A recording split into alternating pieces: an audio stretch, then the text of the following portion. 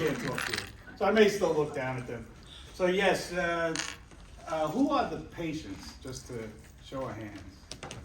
Okay, and anybody more than 10 years as a patient? Okay, well, this is good. Josh knows my story, he's good. But so yes, I was diagnosed in New York City in 1998. I think we all have a pretty similar story. Found by mistake, something weird, just, I fell. I was going to a baseball game with my wife, Hillary's mom. This is my daughter Hillary here. And I fell at Chase Stadium going to a game. And I was a sergeant in the New York City Police Department, and I had arrested somebody the night before, and I thought that's what it was. So I hurt myself doing that. And I went to the hospital, and I had a student, and I think you mentioned you're in radiology, and the student was this is the one part I don't remember about this. He either put me in too far or didn't put me in far enough in the MRI machine, and that's when I found the tumor. The doctor that I saw, he said, "You're in luck," meaning I was just at a Chordoma conference, Chordoma speech by the surgeon who eventually did my surgery, and that there were 400 doctors. He said, maybe 2 of you will come across somebody, and as you know, we're a rare group, and luck would have it, that became my surgeon. So yes, it was in 1998. Now, in 98, 99, I had dial-up AOL. That's what you had. Right. And back then, Josh was just, what do we say, you were 10 when I was diagnosed? So there was no Josh, there was no foundation. You just had the internet on dial-up, and it was bleak. Everything just said,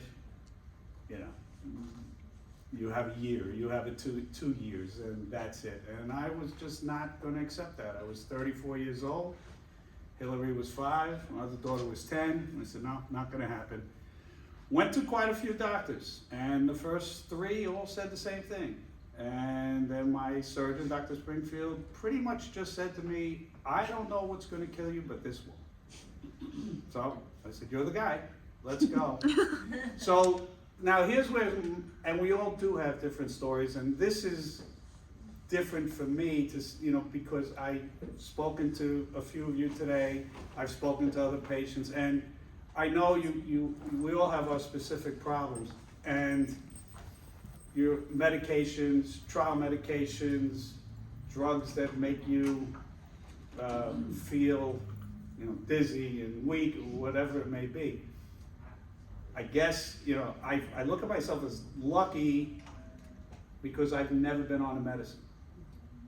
I just had the bone cut out, and that was it. It was over. I joke and I say, yes, I've been on 3 medicines. When I was in my 30s, I liked Bud Light. When I was in my 40s, I liked Miller Lite, and now in my 50s, I like Yingling Light. So those are my 3 medicines. Just to, that's it. I've maintained a good lifestyle with a lot of support from family and friends, and I almost, is it guilty? Do I feel guilty because I wasn't on medicine? Yes, but I also want to let everybody know that if you can get through the medicine phase, there is a future. And my life really, besides having to be forced to retire early, I was able to keep going. And that's what I want the patients to realize. In the first 4 years, it was MRIs and CAT scans every 3 months. And I think that is still the protocol. And it was just draining. And it takes so much out of you. And then finally, the relief at the 4-year mark, I only have to go for an MRI every 6 months.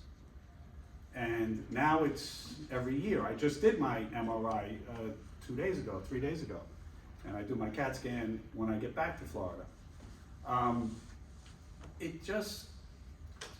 The perspective of life,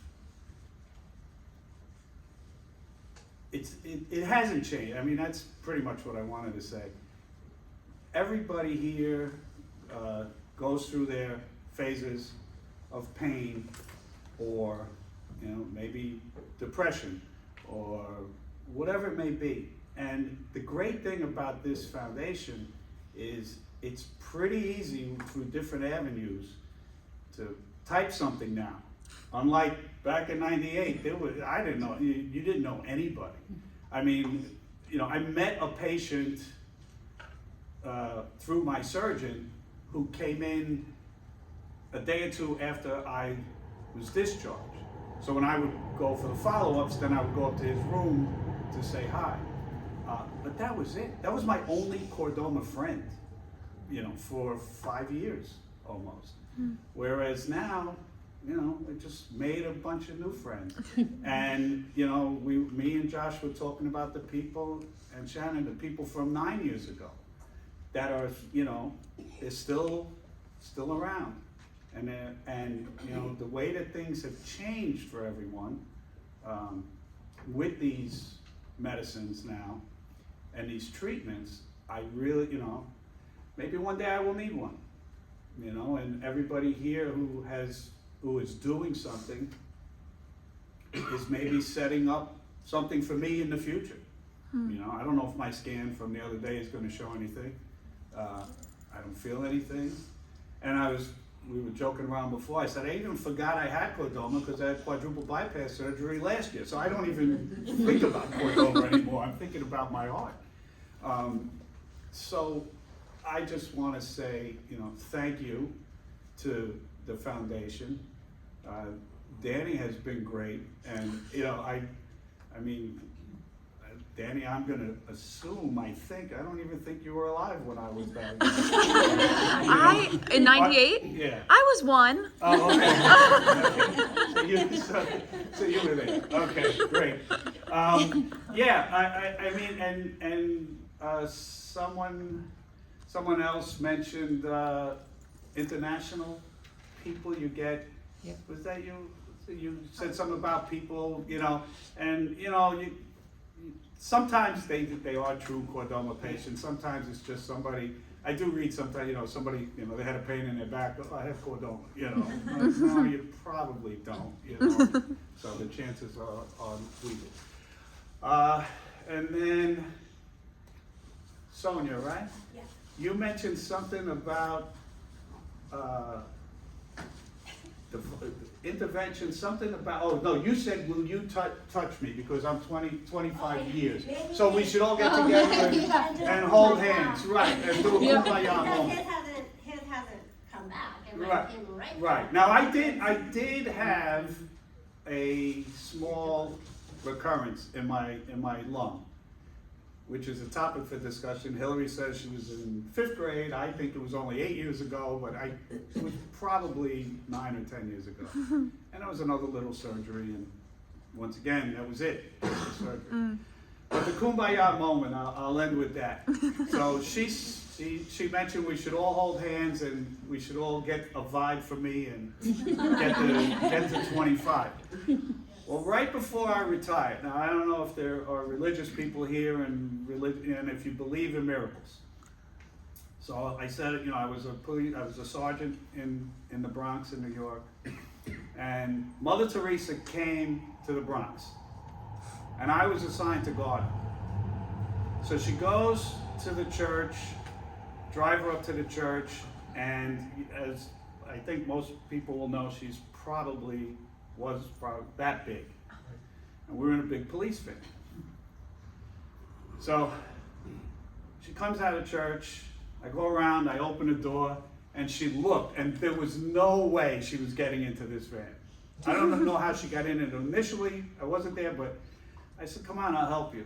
So I kind of got down, and she grabbed hold of my arm, and she got up, and she got in. And then not even 8 months later, whatever it was, I get diagnosed. And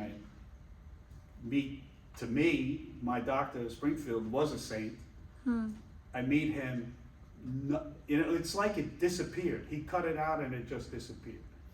And where I live now in Ave Maria, Florida, the university, Ave Maria University, has a museum dedicated to Mother Teresa, where I live, which I didn't know when we moved there. And I saw one of the nuns there just about 3 weeks ago, and I approached her, and I told her the same story. Now, she had never met Mother Teresa, but I said, and I have something special for you. I said, just touch my arm. So she did. She goes, why? I said, well, that's where Mother Teresa touched me. And she started bawling, crying, kissing me, hugging me. I mean, if my wife was there, she would have done it. And blessing me, and then she goes, I can't wait to tell everybody back when I get home. And so maybe it was a miracle. I don't know, and that's the thing. We don't know. Although the foundation is I know they're making great strides, and someday maybe it will be definitive and you will know. But why did I just have surgery, and why did you have radiation, and why did you have to take drugs for 5 years, 2 years? It just flip the coin and let's see what happens. But I am glad that we're here. I think this is I really like this format, that these smaller groups. I'm glad you chose not to go back to New York, because I wouldn't be there, because I never want to go back there. I don't want to go back.